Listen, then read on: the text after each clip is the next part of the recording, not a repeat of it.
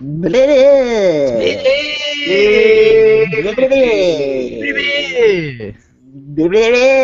have you been practicing? No. It seems like you've practiced. If I ever get it even close, it's just by dumb luck. Blibbity.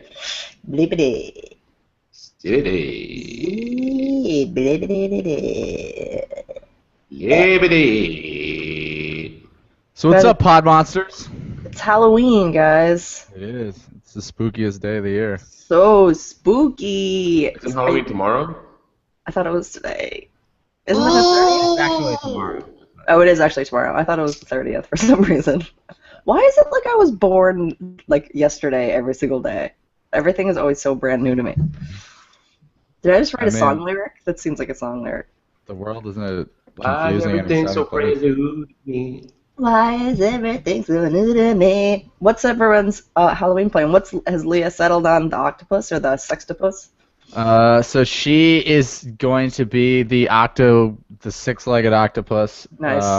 For the school parade today, and then I think she's going to try to be a koala at music class tomorrow. Oh, she's going to try to be, meaning you and Amy have no say in this, that you're just going to be like, maybe I'll be a koala tomorrow. Yeah, I mean, basically, she's either going to flip out and rage and not wear the costume, or she's going to get distracted quickly enough to accept it and wear it. Right. Just give her the phone, and she'll be a koala on a phone. Yes, basically. Cool. That's how it's going. Is Dad dressing up at all, or Mom dressing up at all? You're not those cool parents who dress up with their kids. We're not cool parents. We're not like cool parents. The opposite of cool parents. We're like dressing up as like two poor slobs trying to cram their toddler into a costume. Totally. You know, a friend of mine, I'm forgetting where I actually saw it because I've been drunk all week. Mm. Someone had a picture of their dog in a costume, and they had the sextopus costume. Oh, I mean, too. A lot of baby and dog things are totally interchangeable. Yeah, like the toys are all the same. It's like the same purplish, like the same exact sextopus. Yeah. But for a dog, dogs have 4 legs. Oak, you probably went to the pet store for Leah's costume. Oh wait, definitely possible. I ordered it from Amazon. Did Mom get her this costume? Because that's definitely something Mom would do. Yeah, I totally ordered it from Amazon. From Amazon Dog. Yeah, that's possible. Amazon.dog. Amazon.dog. Made easier for dog browsing. Let's see a dog shopping on Amazon. So, Bean, I see a lot of new shows going up.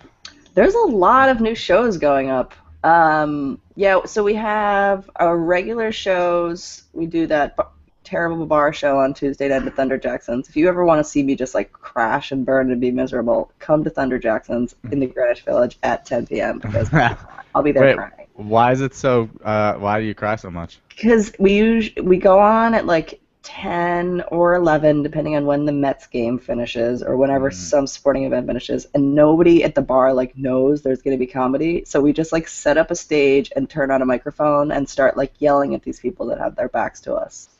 And sometimes people are resentful of that fact, and often those people are also really drunk. So it's an exercise in becoming stronger in the face of people that don't actually want to watch comedy. I think that no one has told the patrons of Thunder Jackson's, hey, we do comedy here. Yeah. It's like, if they just did that, if they just announced to people, we're going to have a comedy show in the corner over there, things might be a little bit better. But they just like have a stage there, and then it's like random people going. I feel like the patrons don't know that that's going to be like a comedy show. Right. And they're like, who's this talking over the game? Yeah. Oh, yep. Basically, they think I'm like some Christian fundamentalist yelling at them. They're like, who's this broad? Which I am. 99% of my set is just telling you about the power of Jesus. So that's fun.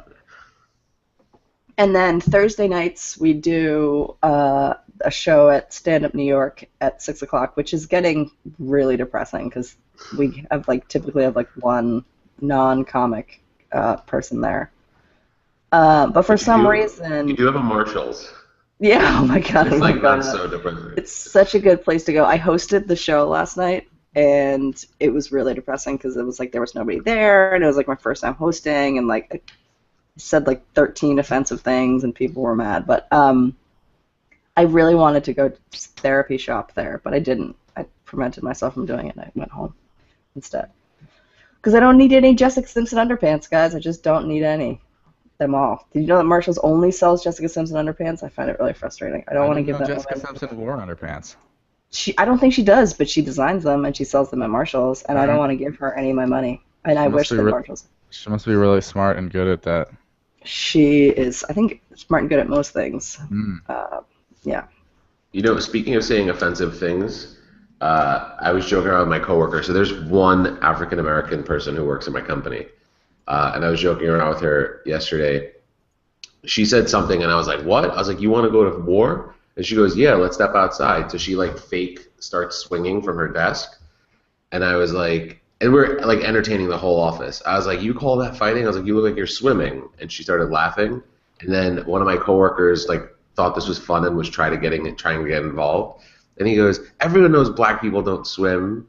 And we all like looked at him like, oh my God, I wish you would just open the window and step outside of it. But you know, that was my first like internal reaction. I was like, oh, black people don't swim. Mine too. I just wouldn't say it. Because in high school, I had a friend who told me that black people don't float, and he was black. So like, who am I going to listen to, you know? Yeah. But he was a really good swimmer, and he was also really good at diving. Shout out to friend of the pod, Gary Waller. I wonder if he'll ever listen to this. We were good friends in high school. Gary Waller's a black name? Yes. It is. Sure. It's just a name, but it also applies to a black person. If I saw the name Gary Waller on paper, I would definitely like think of someone who looks like John Lithgow. He does not look like I was going to say maybe a black John Lithgow, but absolutely not at all.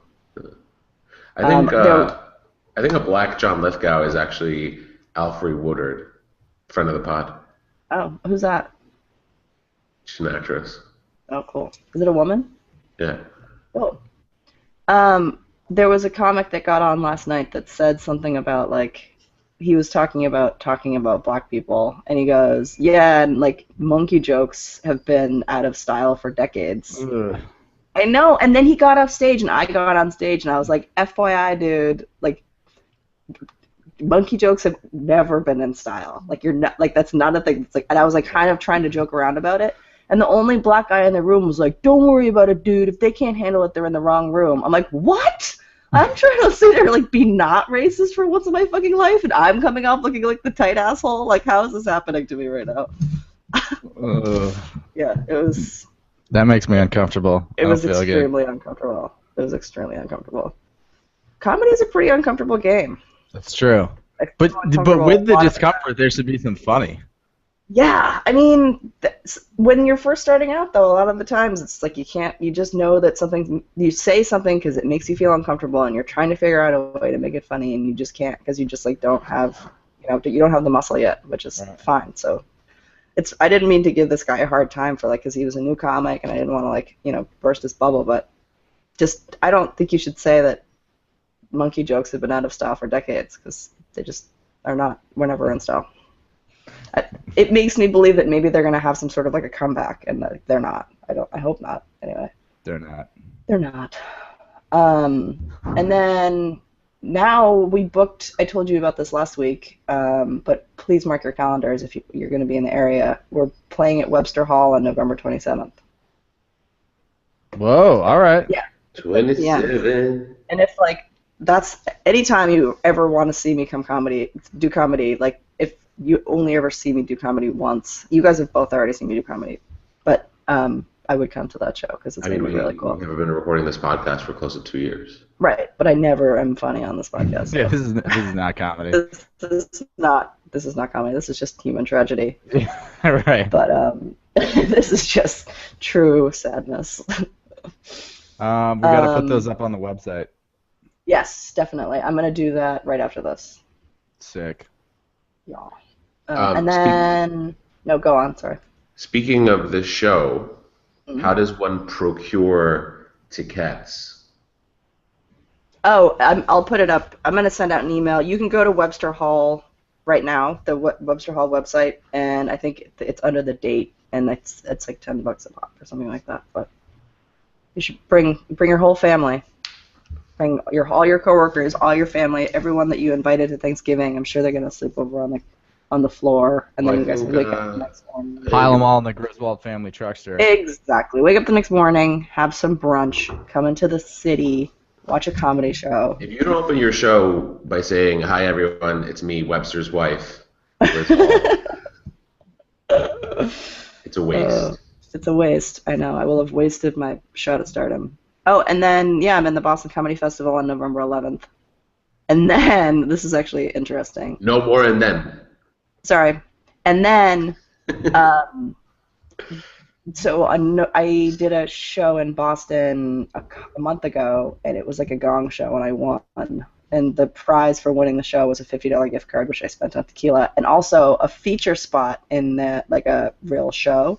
So I got the feature spot, but that one is on November 12th. So I'm slotted to be the feature on a show on November 12th, unless I make it to the semifinals of the Boston Comedy Festival, and then I might have like a conflict because I'll have to perform on either the 12th or the 13th. Great problems to have, guys. Good problems to have. I feel like any prize you win in Boston is always a gift card to JP Licks. So yes. How did you spend it on tequila? They're like, here's a $10 gift card to JP Licks, and Liz's like, I'll buy $50 worth of tequila with this, and they're like, okay. Yeah. No, I walked into JP Licks. I saw somebody that looked really hungry for ice cream, and I said, "This is a $10 JP Licks gift card. Give me $50." So that person gave me $50, and I walked out, and I promptly spent it all on tequila. You know, that joke would kill in Boston. I know, but I would have to be like, down. Guy. Yeah, I walked into JP Licks, guy. I went to Giordano's and I wanted a beef and steak tips sandwich, which is like, tips is such a Boston thing. It's like turkey tips, chicken tips, shrimp tips. Oh my God, they love the tips. They love their tips. Tuna tips. Tuna tips are huge in Boston. Salmon tips, oyster tips, clam tips. Yeah, cool. Tips and tips and tips and tips. Bizzle, do you have any big Halloween plans? What are you going to be? No big Halloween plans, but the past couple of improv classes have really like kicked my ass. Oh. Like leave feeling like so defeated and like fuck, because it's hard to be funny. Yep. And I guess like it's common with the third level.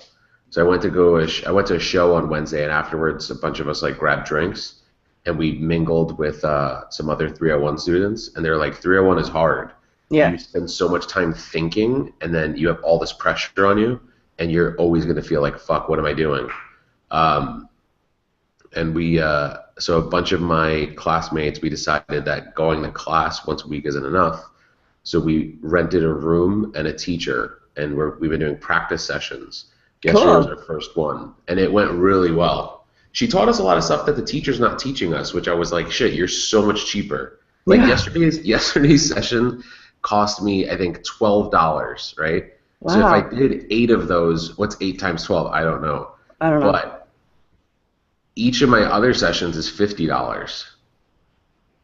It's $50 because it comes out to $400 for 8 classes. Right. So it's like $50. Somebody should tell UCB about this.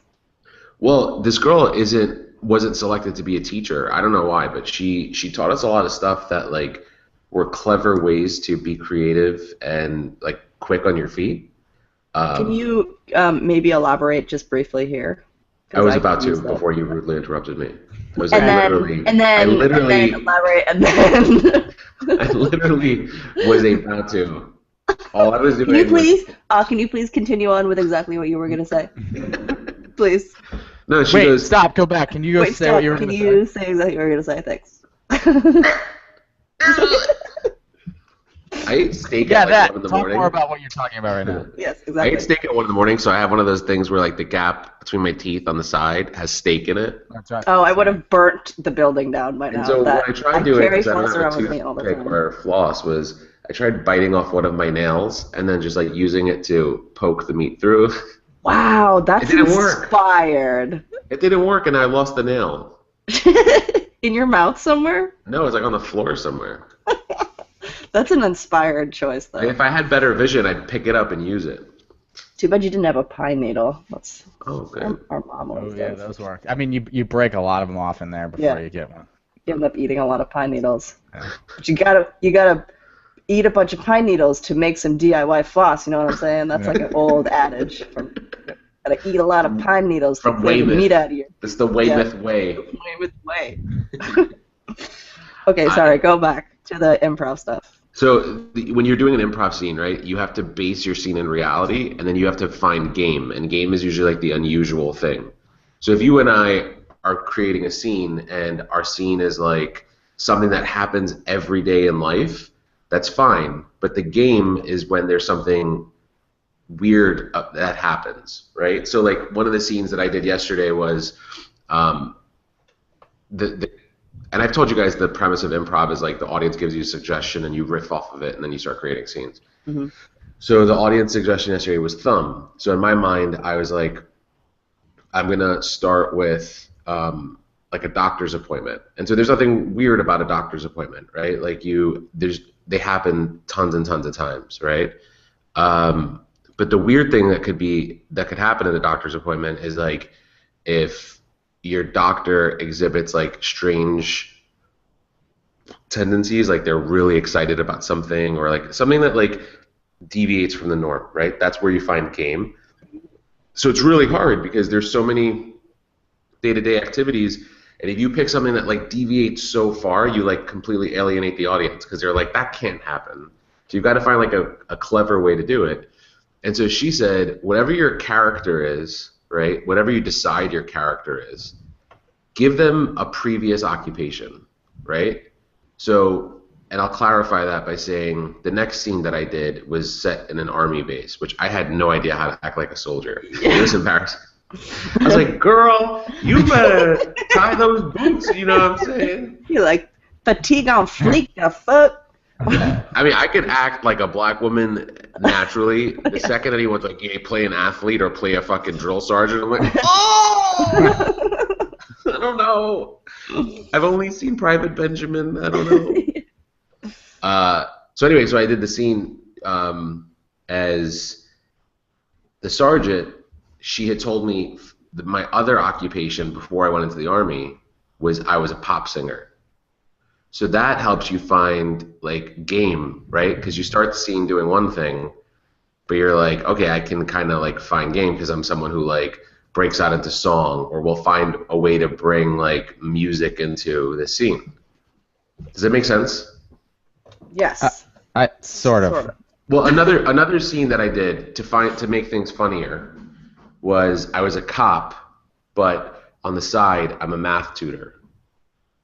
So when I pulled someone over, rather than just like go through the motions of like what a cop would do, which is what you're supposed to start as, you say things like license and registration, and then the person hands you your license, and you're like, oh, I figured you were celebrating your last prime birthday this year. Something like that. You know what I mean? That's right. So you can, if you put yourself in the mindset of being two different people, and we all do that. Like we've all had different lives, right? Like I was a fucking doorman at one day. I don't know what I do today, but I could kind of harken back to shit that I did as a doorman to throw a twist into whatever I'm doing. I don't know. It's complicated, but it's like you have to think so fucking much that the point of comedy is to do stuff like naturally, if you want to be funny, naturally and kind of like quick-witted. No one laughs at anyone who's like sitting up there being like, hold on, guys, I'm just going to think about how this ends. That would be me. Yeah, that's me very often. You have this pressure to be quick and funny. At the same time, you got to work with like other people and whatever the fuck they're gonna throw at you. Yeah. So it was like a cool trick that she taught us. That's awesome. So she gets paid the big bucks. So I'm gonna fucking nail class on Tuesday. I'm not. My teacher doesn't like me, and the people in my class. Wait, I think this is the one. How did everything change? I thought you guys were like deeply in love with each other. No, it's unrequited. It was always unrequited love. Oh. I'm sorry if I made it seem like it was mutual. It's not. They were like, I don't know. I think it's because you're like smarter than him. That's what they told me yesterday. Oh wow. Because I ask questions like, you know, if I see him do something, I'm like, you know. Right. And I made a joke not last week, but the week before, because we had to. The only seat I got in late because I was at a bar downstairs and I like barely made it to class. And the only seat open was next to him. and the person directed a question, and the teacher was like, "Are you talking to me or Byron?" Because we were sitting that close. And I was like, "I'll take this one since I'm second in command." And he was like, "You're not." He's like, he didn't get it. He didn't like take the sarcasm. He was like, Oh. he's like, "You're not second in command."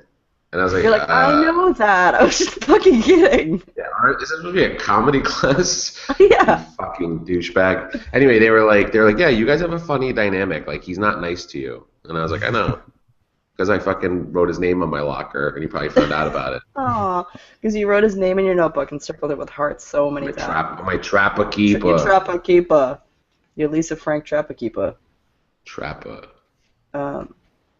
That's cool. I like this improv stuff for you. I went and did a improv 101 with this guy 2 weeks ago, and I actually found it really helpful. But it's a hard thing to like try and implement the improv stuff while you're on stage. It's hard to like do anything when you're on stage. I want you to come to a show with me at UCB Yeah. East. Because the show you came to was my show, and it was pretty much a disaster. Well, you were great. But everyone else is terrible. We'll go to a show together where professionals are doing it. Okay. Yeah, anytime. I'm psyched to do it. You guys want to hear my joke premise of the week? Yeah. It's a really bad one. So, you know when celebrities commit suicide? This happens, yes. And most people are kind of like, oh, that's so sad, like blah, blah, blah. Well, I have like my depressed brain. Sometimes when celebrities commit suicide, I'll be like weirdly jealous that they're like were able to get their shit together enough to actually commit suicide. Because like if you think about it, committing suicide is actually like a lot. You have to put a lot of thought or planning into it. Like you have to like find poison or like buy a gun or like it's hard to find a building to jump off of that'll actually kill you. It's actually so I always wonder how these celebrities like get their shit together to commit suicide. And so I imagine that somewhere in Hollywood there's like a celebrity suicide consultant who like they call them and they're like, well, I don't know, like what are you looking to do? Like do you want to have like a James Carradine like shameful suicide, or do you want to have like a Paul Walker fake car crash suicide? Yeah. I don't have an example of like a good suicide yet, but that's kind of what I'm working on. I mean, it's just not fair. You know, they have. Yeah. You know, it's like all the resources. Like they can go out, they can have their assistant go out and buy a gun for them, or they can have their assistant go and look up like what are the tall buildings that don't have fences around them. Like what? It's not fair. Right. Frankly. I mean, you can't compare your suicide to a celebrity suicide. I mean, it's not fair. I know. It's one of the dangers of living in our society, though, is that like the celebrities are like everywhere. So how am I supposed to not compare my suicide to their suicide? Yeah. When a celebrity dies, though, like it's always big in the news or whatever. And my first instinct is like, because they never announce like a celebrity death at like a random hour. It's never like 2 p.m. and they're like, so and so died. It's always like at night when you're watching news, or like you wake up in the morning and it's like, fucking Bette Midler strangled to death or something. Like I don't know, right? And like Friend of the pod, Bette Midler is not dead, guys. Either way, I'm always like thinking about work the next morning or getting ready for work. I'm always like, oh, they don't have to go to work. They're so lucky. Yeah, that's kind of like what I'm like. They don't have to do the things that I have to do. So annoying. You know when you have a conversation with someone that you don't really know and it's awkward enough, but then they say something and then they realize that they spoke too much. Yeah. That happened last night with this girl that we have in our improv class. She's very funny. She's probably like the best person in our class. And she had a few drinks after class last night. We all did, but she like seemed like she got very, very drunk. And she started to share a lot about her life. And she was almost like happy to be getting it all out, but then like taking steps back and being like, is this too much for you guys? Like, I'm so sorry, I talked too much. And then going even further. So she was telling us about how her beautiful, beautiful cousin committed suicide. And she was like, yes, I'm sitting at her funeral, and I'm like, I'm not jealous that she committed suicide, because I don't want to kill myself. I want to kill other people. I want to watch other people die. She's like, and so then I would go to school and like plan how I was gonna kill people in school, and I'm like, we're your classmates. Like, we literally go to school with you. Right. Don't fucking tell us this stuff. And she was being dead serious. She was just drinking wine, like, and she was just like, yeah, like, you know, I always felt like alone. And she's like, and I wanted to watch other people suffer. And like, there were 4 of us at the table, and we're like, this is, oh, my lights just went out. She's here. Oh my God, it's so spooky. This is such a spooky episode. This is a real Halloween episode. Spooky. Be right back, guys. Going to the garage to check the fuse. Oh God, don't go in the garage. Everybody knows you're not supposed to go in the garage. Ugh. That's, that lady sounds like she might do a school shooting. Yeah. It's pretty gross. Pretty gross. But that's the weird thing about, I don't know, when you talk about stuff like that, it sounds one way in your head and then it comes out of your mouth and it sounds so weird. Yeah. It's like, you know, I tried out that suicide premise last night and I'm like, this seems so funny inside my head. I've actually told that joke before and it was just like, everyone just got like really uncomfortable and I'm like, yeah, you gotta hit the right note. Like, yeah. That's a tough one. Like, it's like there's some, like, word in there, there's some idea in there. You have to, like, build it up. Right. And then be like, but then it's only because I'm, like, jealous of, like, whatever. I don't know. I have to figure out some way to, like, build it up. I don't know. That's why you gotta write all the time. Yeah. How's the writing been going? What's your, like, how do you write? Like, what's your medium? I put a lot of notes on my telephone. That's probably my biggest area. And then theoretically, the idea is that I then write the whole joke out on my computer in like a Google Doc. And then I try and get out like everything about that joke that I think, like all the like funny lines and all the like the whole premise. I just try and like flesh the whole thing out in like a big Google Doc. Okay. And then I'll go to... You sound like a mom right now. Why? You're like, put the notes in the telephone.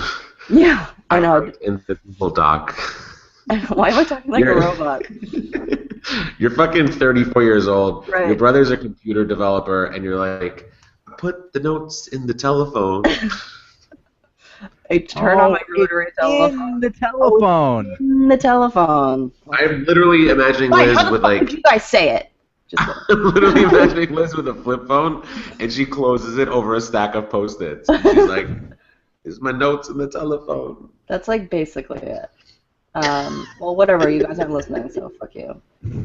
I put my notes in the telephone. Bill Cosby would say that. Yeah, that's it. But none of that actually ever happened. So. And then I'm like theoretically put the jokes on note cards, and I don't do that either. So you know, that's a lot of like saying I'm gonna do stuff and then not doing it. So all my jokes. Starts with a plan. Yeah, exactly, always. But, you know what's a good book that you should read?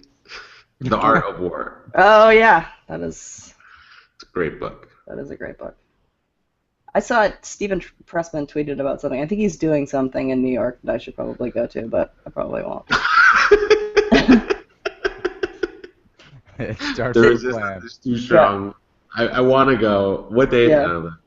No, I'm not going to do it. Yeah. You ever have that where, like, you know, it's pretty common to agree to plans, like, well in advance, and then they get closer, and then you're like, fuck, I don't want to go? Yeah. But then, like... Every single thing I've ever done in my life, yes.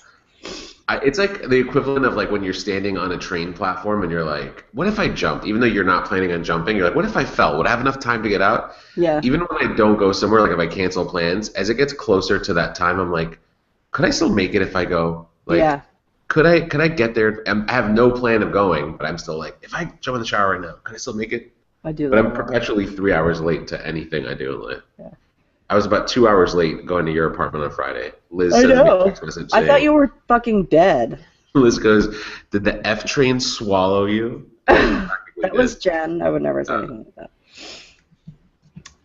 that. So yeah. on a scale of 1 to 10, how alarmed are you guys about the carcinogenic properties of bacon? I don't know. I mean, that's what makes it fun. Isn't that what makes it fun? Yeah, I thought so. I it's mean, like smoking butts. Yeah, exactly. It's not fun if it's not going to kill you. Right. If bacon was like super awesome and healthy for you, like it would not be fun to eat it. Not for nothing, though. Haven't people been talking about how nitrates cause cancer for the past 30 years? Right. Yes. Like, what is this now? Yeah.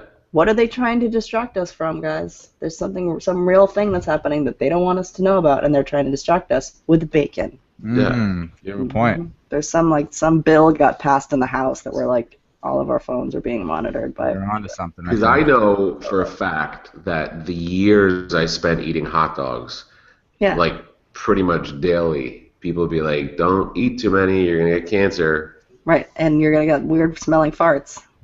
Well, I had those. Yeah, that's right. And so people have always talked about how like processed meat gives you cancer. Yeah. So I don't understand why this is like some definitive conclusion, but I hope someone comes up with news. They're like, veganism causes cancer. Right. That's going to be like the big thing, that in like 10 years they're going to find out that the sunscreen that we've all been using is actually what gives us cancer, or like all the like really healthy stuff is the stuff that's actually killing us. It's just a longer. If it's sunscreen that gives you cancer, Giselle Bundchen had said that, and she got such a zinger. She was under fire for it. Well, there's tons of chemicals in sunscreen, unless you use the natural stuff, and the natural stuff doesn't work. Yeah. Same thing with deodorant, guys, and that's why I'm probably going to die alone, because I found out that deodorant has so many chemicals in it, so I switched to the natural deodorant, which is just the worst. It's like not wearing deodorant at all, or it like somehow makes you smell worse. It like there has this like weird trigger in it that makes you smell worse. And so now I'm like the main deodorant dissolves your flesh. Like, it burns your fucking skin away. Yeah, and it's a lavender-scented smell of decay, and it's disgusting. So, like, lavender-scented decay. Now I'm at this point where I can't use the regular deodorant because I know how many chemicals there are in it, and like, the natural stuff is like, so I just don't wear deodorant. And so I'll be out of the house for, like, 17 hours or something doing comedy, having fear sweat, and by the end of the day it's just like totally disgusting. So that's cool. Good story. Yeah, I find natural deodorant to be unusable along with natural toothpaste. It's disgusting. Natural toothpaste is disgusting. It definitely tastes like bark and cardboards. Cardboards. Yeah, I mean, the chemicals and all this stuff, the stuff that gives you cancer, that's the shit that makes it taste good, and that's the stuff that makes it work. Yep. Sorry, guys, but. And why spend 90 years on this earth eating bark when you can spend 72 years enjoying? You know, not for nothing though. Before all this fake shit was made, no one lived long lives anyway. Right. Right. Everyone was dying of like calluses. Everyone died of like calluses and cavities. And now everyone's trying to like prevent death at all costs. I'm like, I don't mind dying from a blister. It's been a good run. I think that to myself sometimes. If I was to get diagnosed with like cancer, I'd just be like, yeah, it's good. I'm just gonna I'll deal with this. I accept that. That's my time.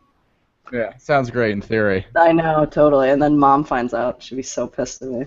Except you'd be like, fuck, save me! Fuck, save me! Give me all the chemotherapy. I want it all. All of it. All of it. Give it to me. Even if it's for cancer that I don't have, give it to me. Whatever. Well, this conversation took a turn for the darkness. I keep doing that. I think I'm depressed. You ever fantasize about killing your podcast team? Yeah, totally. I went to a fun film screening the other night. So this is my pick of the week too. You do so much stuff like outside of your home. I do like a lot. I spend most of my time outside of my home actually, even though we have these shitty foster cats that I want to hang out with all the time. But yeah, I went to. It's actually friend of the pod, Elizabeth McDonough. She made a web series called Janice Gunter Ghost Hunter, and it's pretty hilarious. And that's my pick of the week. And I went to the screening, and it was at a bar in Manhattan, and it was all like spooky and kind of like haunted. And then there was a comedy show with a bunch of really funny comics, and then there was a screening of the show, and it was very funny. So I had to recommend you check it out. Sick. Look her up on Facebook. Find her in other places. She has signs up all over the city. If you can definitely retain her services. If you need a ghost that needs to be hunted, she will come and find it for you with her mom, who's also the cameraman. Wait. So let me see it on YouTube. Yeah. Janice, Janice, Gunter. I think that's right. Ghost Hunter? Yeah. You seeing that? I hope I got the name right. That's embarrassing if I didn't. Yep. You Okay, got cool. it. You see her? Yeah. I'm seeing Yeah. the Facebook page first. Okay. Yeah. She's serious. She's pretty serious about it. Dude, sweet. Guys, give me a sentence. Any sentence. This week fishing. Ooh, that's not even grammatically correct, though, is it? Does it have to be a full sentence? No. Well, so this is my pick of the week. Ready? You guys are gonna shit your pants. Plausible.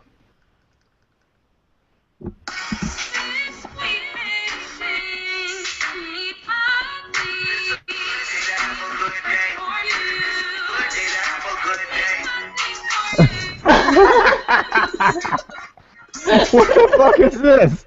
It's an app called Ditty, D-I-T-T-Y.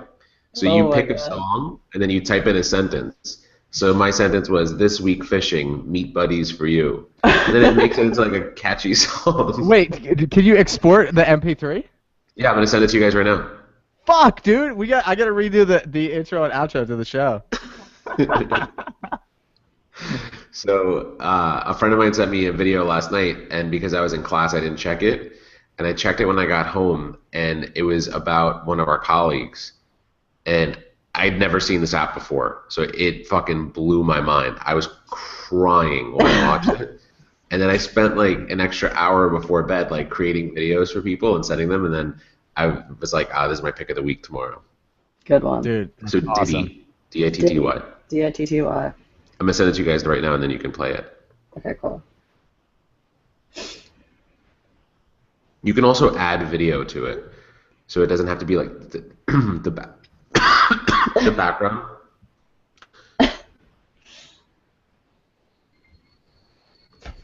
That's awesome. That is pretty fun. Oak, you got a pick? Yeah, my pick of the week is some DIY carpentry. Hold on, I'm gonna turn the camera on. Damn. See if you can see this. See that? Oh, nice fishing rack. That's my bitchin' new fishing rod rack. Pretty cool. I mean, this fucking podcast has really spiraled out of control. I mean, we're talking about fishing rod racks and fucking suicide. I feel like Bizzle's the only one who's bringing anything close to an A game to this podcast. I agree. Wait, what do you have that many fishing rods that you were like, hey guys, this is getting unruly with these I do. I have 4 superfluous fishing rods we have around this house? I have 4 fishing rods, and things were getting a little out of control. I was like, I had them leaning up against the wall or like whatever, so I was like, fuck it, man. Like whenever I used to give myself a hard, when you and I were living together, like even after that, and I would like give myself a hard time and be like, oh, you're so shitty with money. You're like always like spending money on stupid shit and like blah blah blah. I'm like, but at least Oak's addicted to buying fishing stuff, and he lives in the middle of Manhattan. Right. Like, that always made me feel so much better about myself. Yeah, he's got definitely $1,000+ worth of lures that will never catch any fish rattling around in a box. Right. So Sitting awesome. on the 5th floor of a walk-up building in New York. Good times. There's my cousin lives in Hackensack, New Jersey, which I'm not sure if either of you are familiar, but it's pretty industrial. And about like a mile from her apartment is a pond, and it's something that like you just know stinks like fart water. Like you would never even go near there. And I went to go visit her like I think last summer, and she's like, hey, let's go. We had lunch, and like she's like, let's go for a walk around the pond, like burn off some calories. And there were people fishing in it, like had actual like bait and tackle boxes and like fishing rods, and they were catching stuff. And I was like this just is so gross. And then you realize that they're probably own a restaurant nearby. But Yeah. No, I'm serious. Like I can't imagine. Like I would never even think there were fish in there. And she's like, yeah, people are always fishing in here. I'm like, it's a fucking landlocked pond. How are fish getting into it? It's just a giant puddle. Yeah. That never drained. Oh, speaking of puddle that never drained. Oh. Guys, this was fucking scary. I overshare in this podcast, but I need to because this is our medical segment. Mm-hmm. The other day, I had just a coffee for breakfast, and then I went to lunch. This was on Monday. And I took a new employee out to lunch, and we went and had like salads, and we like split a pizza or whatever. And then I came back to the office like feeling fine. I ate light, like I wasn't like, and I had my morning bowel movement.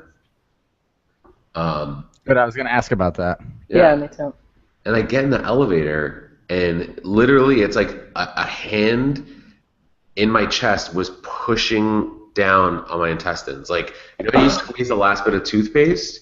And I'm in the elevator, it's a crowded elevator, and I literally had to, like, wrap my legs around each other, like, braid them together to kind of, like, keep my butt cheeks closed. Because it was coming out of nowhere. And I was like, this has never happened to me before. So I literally had to, like, scuttle out of the elevator, butt cheeks clenched. The scuttle. Get to the elevator. Scuttle. Get to the bathroom. Both stalls were occupied. So I honestly started to undo my pants. I was going to shit in the urinal because I had no choice at this point.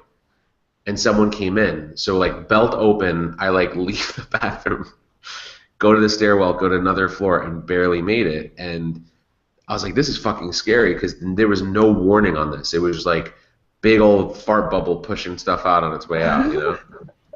So then anyway, I was like, fuck. And you know, whenever something really scary happens, you're always like, that's going to happen again. You know, like, if you're ever, like, caught on the train and you ever have to take a shit, you're like, how many more years before this happens to me again, and will I be as lucky next time? Yeah, it's just a new thing, and a new thing to add on to the things you're already stressed out about. You're like, oh great, I thought I had enough. Now I have a new thing for me to be stressed out about. So that night, I go to bed and I wake up at like 3:30 in the morning, and I literally had to go to the bathroom right away, like without any warning. And so I like run to the bathroom, and I come back to my bedroom, and my bedroom just like smelled like a fucking like walrus exploded. So I know, you know what it was? No, we're all waiting with bated breath. Obviously, we don't know. Those 2 days I had like prepackaged hard-boiled eggs at Dean and DeLuca downstairs. Oh, wow. So my coworker and I were at Dean and DeLuca yesterday, and I wanted a snack, and I reached for, you know, I grabbed water, and I was like, I'm gonna grab eggs because I like wanted something like a healthy snack, and she goes, don't buy those, and I was like, why? And she goes, they're basically laxatives, and I was like, oh my god, that's what happened to me. What? Yeah. Wait, why? I have no idea. I mean, they smell very farty. Apparently, they're packaged that day. But they put them in these like little Jello like imagine like a little cup that like you would get like Jello in at a hospital, like a little cup with a lid, and you get these 2 eggs in there, and they're just super convenient. But the second you open the container, it's like someone farted. But that's how eggs smell. I don't think that's actually how all eggs smell. I don't think they're supposed to smell like that. Am I wrong here? I don't think eggs are supposed to smell like farts unless they're bad. I think that's how you know an egg is bad. Yeah, they're not supposed to smell like farts, Byron. Oh, okay. Well, that explains it. I think for future reference, just don't ever eat anything that smells like farts. I don't think that's unless it's kimchi. You know, for a minute there, I was like, this podcast today fucking sucks. We're just coming in like weak, and then Byram fucking lays the lumber. Literally, I dropped the timber off at this podcast. Byram, you are the fucking savior of this podcast. We would be lost without you. I gotta say, this is making me have to shit. Guys, I was terrified because, you know, there's a disorder in Africa. I guess not, it's predominant in Africa, but like where there's not the appropriate health care for women who give birth. I think it's called a fistula. Like basically like when the baby's born, if the baby doesn't come out the right way, or if there isn't certain preparation or like post delivery process. I don't know what the fuck I just said. And like really fuck up a woman so she has no control over her bodily functions anymore. And so then they get kicked out of their houses because their husbands are like, you're shitting and pissing everywhere. It's actually a real thing. You were scared you had the post-pregnancy disorder, a fistula? Well, I worked on an article for it and when I was at the Huffington Post, and I was like, this is really fucking sad. These women are like giving birth and then they're forced to leave their families because they can't control their bowel movements. That was the first thing that like popped into my mind. I was like, did I give birth this week and not know it? Oh my god, did I forget giving birth again? That's the worst. That's the absolute worst. But when was this? When? Like when did you have your last loose stool? Oh, Tuesday. Well, it was Tuesday night going into Wednesday. So, and you haven't had any eggs? Has it been? I haven't had those eggs, no. Cool. And the only time I had it was when I had those eggs for breakfast. I mean, boiled eggs and coffee is probably like a horrible combo. I mean, imagine. Sounds like a delicious treat to me, as long as the eggs don't smell like farts. Right. And they aren't full of bacteria. That's where you went wrong. Yeah. I feel like eggs always smell like fart, though. Not scrambled eggs, but boiled eggs I feel like always smell like fart. I don't think they smell like anything. I don't think they're supposed to smell like anything. Yeah, they're really. I don't think they're supposed to have much of a smell. No. Yeah, but yeah. At least I didn't die. Yeah. I now feel like I have the rotavirus after having that conversation. That's the last time that's the only time in my life I've ever had any sort of like problem like that. And I didn't leave my house because I knew I was sick. That would be really scary if you were like out and about in the world and you just were like, I'm gonna shit, and there's nothing anybody can do to stop it. Fuck. Yeah. Dude.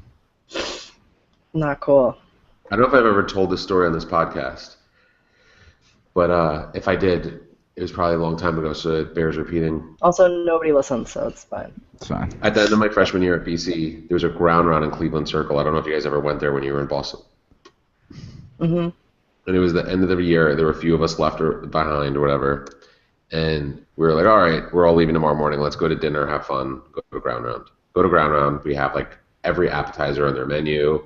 We weren't even drinking alcohol. We were just having like fucking Coca-Cola heavies, like full fat Coke. And just crushing wings and stuff like that. And so I had to take a shit like almost immediately after eating and walk into the bathroom, and there's a bunch of guys hanging out in there, and I was like, this is not going to end well because they already look like they're going to jump me, especially if I go into a fucking stall to shit. They're going to stay out here and laugh and like throw water in the stall. You could just tell they were up to no good, right? Right. So I go back to the table, and I'm like, guys, let's go. I've got to head back. I got to finish packing. So there was a Boston College bus that went from ground round all the way up to upper campus, which is where I lived. But it made a few stops along the way.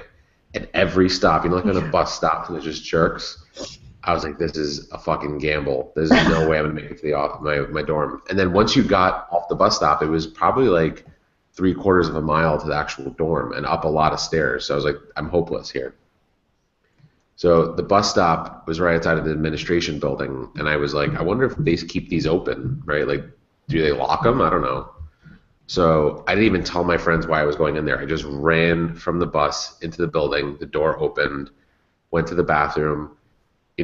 I guess no one had been in there for a couple of days. Class has been out, whatever. There's no light switch. I'm like fumbling for a light switch, find it, turn it on, run into a stall. I didn't even lock the stall door. Just drop trow, and it was like sweet relief, right? And I was like, thank God. And I got up, and I had completely missed the toilet. It was all over the wall and flushometer. It literally. I always wonder how that happens. Yeah, but it was below us. I've never actually met someone who's Me either. That's amazing. It literally was like all over the back wall and flushometer, and I was like, I don't even know how to begin cleaning this. Like, I can't.